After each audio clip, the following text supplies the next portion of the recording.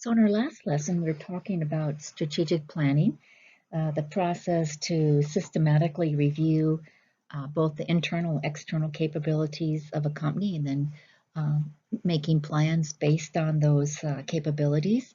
And we said it was often avoided because of the entrepreneurial culture of family businesses. They like that flexibility, lack that discipline that strategic planning requires. But secondly, also because the fear of conflict, second generation wants to make changes to the company's plans, and so that may be a source of conflict.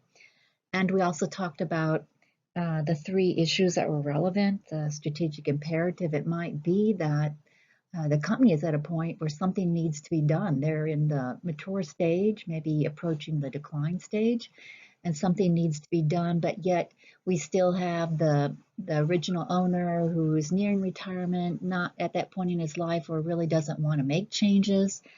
And we also mentioned sometimes there's challenges because of the ties that these individuals have to the founder, the second generation, so it's difficult for them to make changes. The example was with Walt Disney,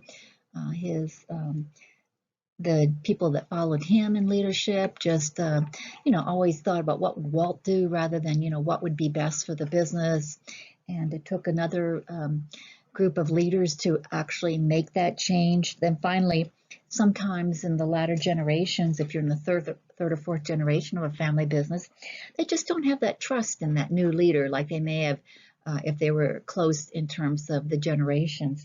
So those are some things there that make give some challenges to strategic planning. So when does it usually occur?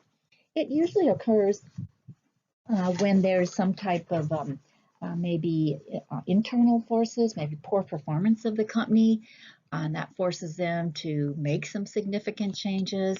And that was what we see with Columbia Sportswear. They were at a critical juncture, and they needed to make something that was an internal issue, or it could be external. Maybe there's some technological changes, maybe the number of competitors increases and they need to make some changes there.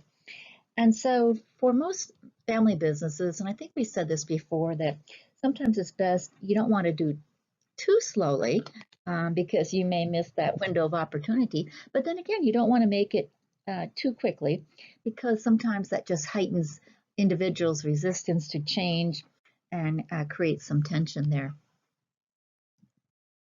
So let's talk about how to effectively manage change. And what we need to note first is that change requires changes in structure, but also in behavior. And so most often, changes in structure are more easily accomplished. This might be that now the change would be that the company is not going to outsource some of their functions, or perhaps they're going to now become have new markets, maybe international markets. And so those are, let's say, easy, but less difficult to make than changes in behavior. That's where you'll find some difficulties, particularly employee staff behavior. And I think we saw that with Wrigley when he came in and he tried to make changes in how, basically in the culture, that it'd be more of an innovative company, that he wanted the input of his employees, new ideas, try things, failure is okay. And people were leery at first. And so that was it's just much more difficult to make changes in people's behavior. And sometimes, and oftentimes, that is a very necessary component. So there is this process. We have this three-step process where, first of all, the individual who wants to make these changes needs to determine what is that area of behavior that will need to be changed in order to make these structural changes. And it might be that behavior that we said was endorsed previously now might have to change. And again, I referred to Wrigley, being the company man now who follows the rules is not what is required during this change period where Wrigley Jr., he wanted people to come up with ideas, feel free to suggest ideas. He thought you wouldn't succeed unless you had some failures. So first of all, that would be one behavior that he'd have to change. And you've got to allow some time for this, right? So people have to learn to adapt and to adjust to this new style of management and how things are going to be. And that takes a little bit of time and encouragement, and giving those folks some incentives, perhaps that positive reinforcement. Maybe there's some motivators. And of course, if you have these motivators, then you need to have some insight as to what will motivate your employees to get on board. And that might be for non-family members, that might be a salary increase, whereas maybe a family member wants to, would be more responsive to power or status.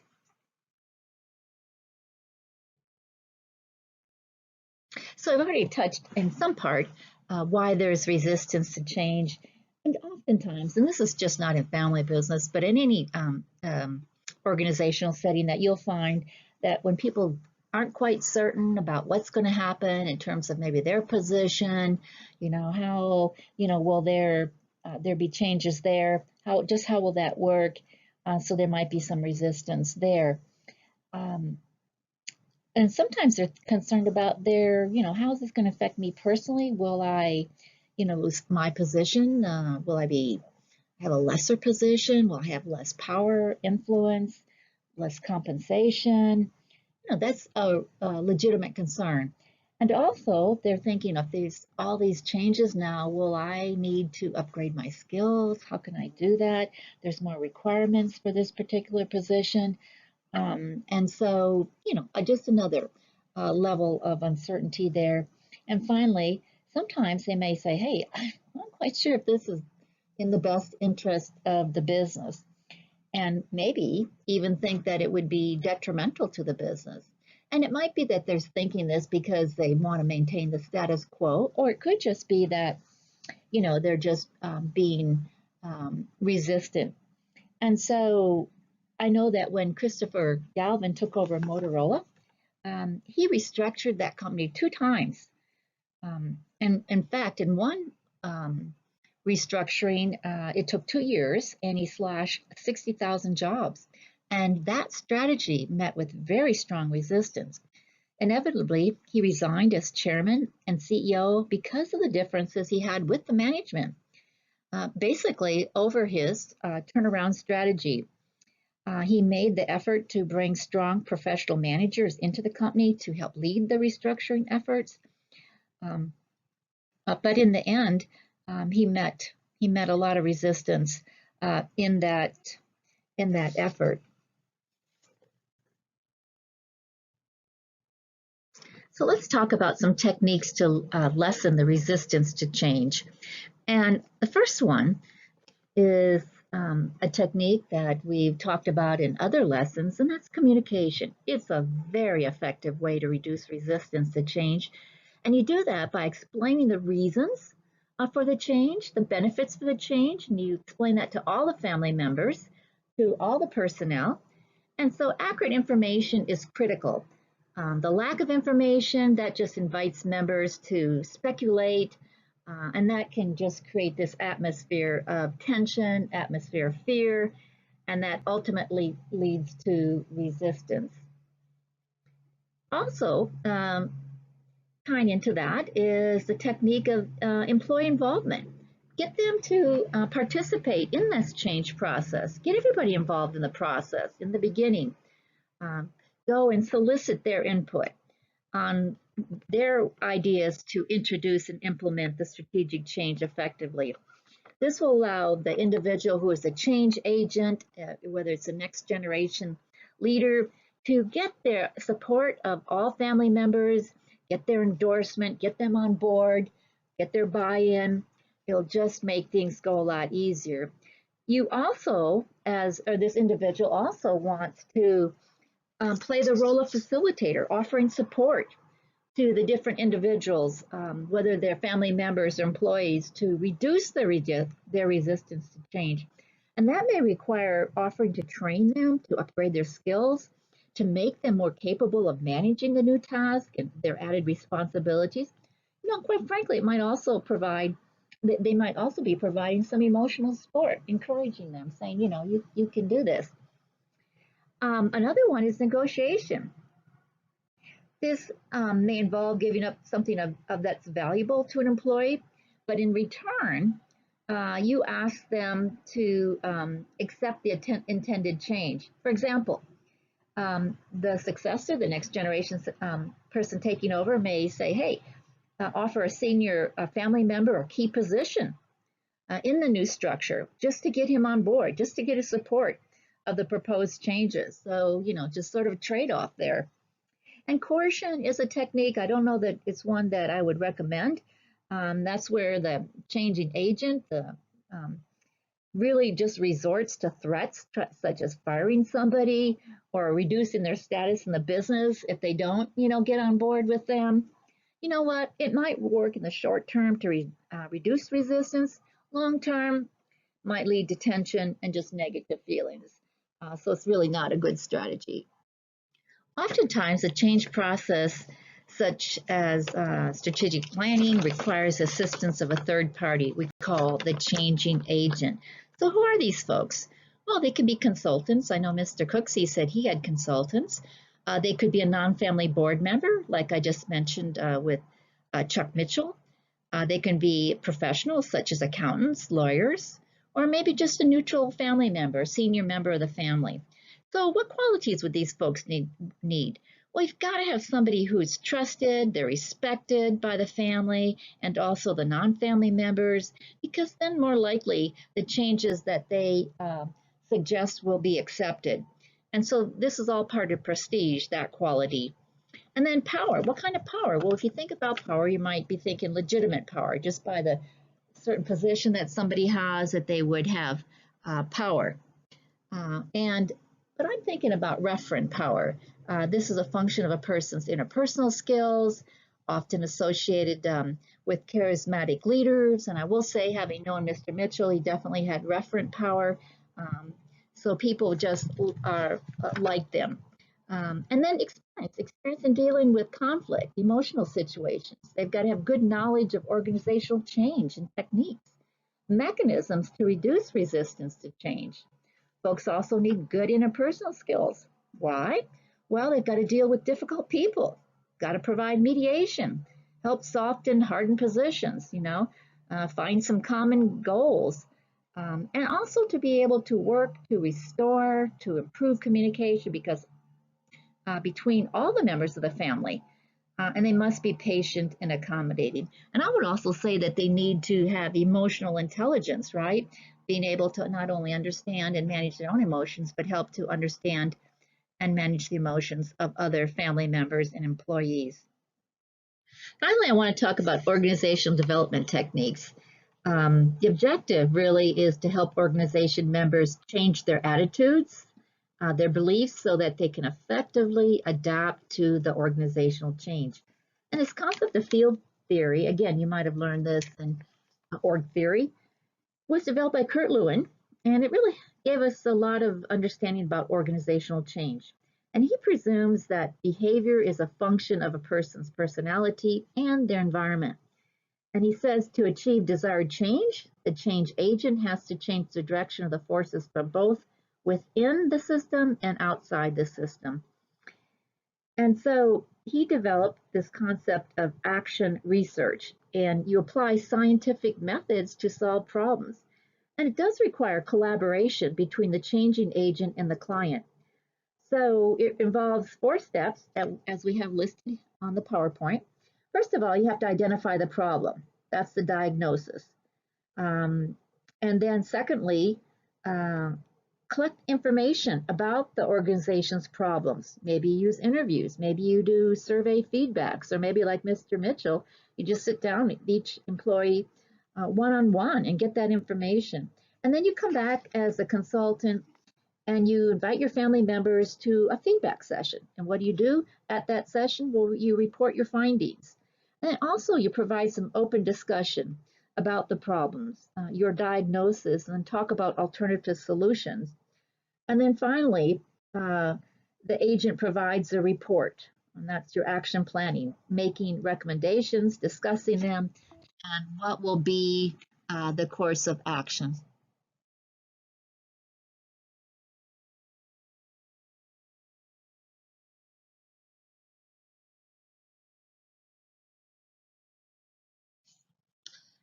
Well, in essence, the leader is the one that really creates all these changes here. And this is basically a summary slide here. That leader has to, you know, make a case for change. Why do we need it? And get people on board and create this, what we call here, this sense of urgency that is something that really needs to get done. And he has to communicate it, what exactly will be done, how it will be done. And realize that it takes time to make these changes. Maybe there's some cultural changes that are taking place here, and make sure that everything that he says and his behavior coincides with the message, the strategic plan. Finally, I want to tell you a little bit about your article about Carmex, about the founder and history of them. So it was founded by Alfred Wolbing. He was a buyer of drugs and toiletries for a Milwaukee department store. When at the time the country was hit by depression, this was the early 1930s, and he began producing a lip protection product called Liptone, Lyptone, and he did this in his home when he lost his job at the department store due to the depression. And he sold it for 25 cents.